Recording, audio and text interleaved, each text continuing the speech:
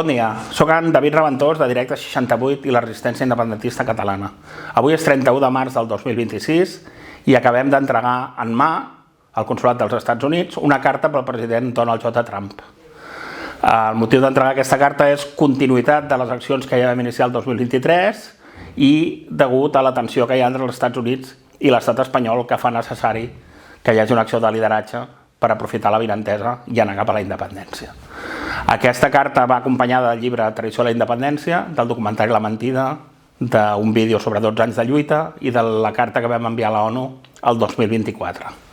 El proper que en sabreu és que publicarem el contingut de la carta depurat d'aquells fets que necessàriament són confidencials i negociació entre parts, Estats Units i Catalunya. Podreu ser coneixedors del contingut de la carta el dia 14 d'abril, on publicarem un extracte depurat, òbviament, d'aquelles coses que hagin de romandre confidencials. I la motivació principal per fer aquesta carta és perquè tant els de fora com els de dintre tinguin clar que la lluita per la independència continua més viva que mai i no ens aturarem fins a aconseguir-la. Guanyarem!